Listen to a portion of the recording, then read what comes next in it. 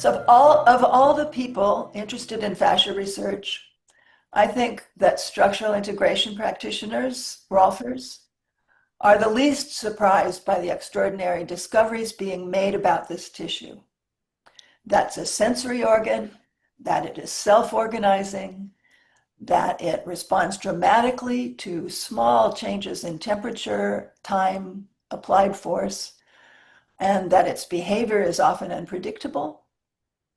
None of this surprises us because our hands have been in communication with fascia since the 1960s. Dr. Rolf told us that fascia is the organ of form and that tensioned connective tissue is responsible for weight bearing, not bones. She showed us that fascia connects everything to everything else, often in unique, unpredictable ways. The body isn't linear, she said. It is always circular. So form is a process. Rolf regarded the body's relationship to gravity, what she called the line, as the primary organizing factor in human structure.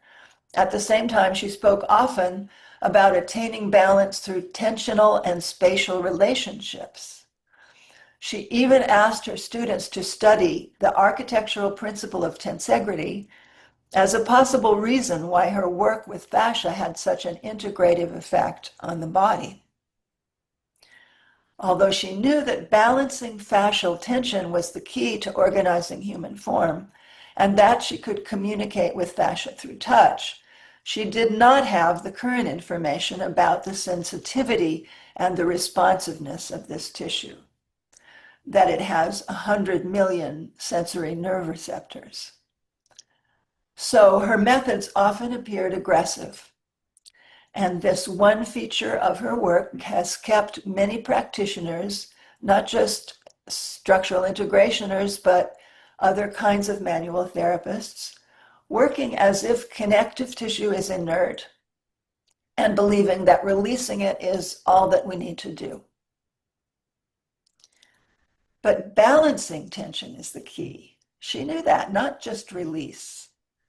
When fascial tension or tone is balanced, the body seems to expand, to open, to bloom as the client re-inhabits the body. And that's the beautiful thing. It's the reason we're structural integrators. For me, the way that balanced tone fits into the principle of tensegrity inspires my curiosity about how this partnership might be incorporated into movement education. So that's what my workshop here is about. When the body is spacious, we take advantage of the resilience inherent in tensioned fascia. The result is that movement is orchestrated throughout the whole body with the smooth gliding quality inherent in fascia. When bodies are aligned as compression structures stacked up like blocks, they use more muscular effort and expend more energy to get around. The contrast between these two ways of inhabiting our bodies is easy to sense.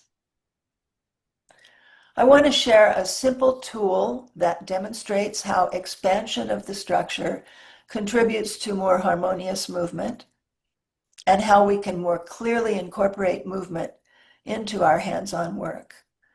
So that's my contribution to Ida Rolf's birthday. I hope she likes it.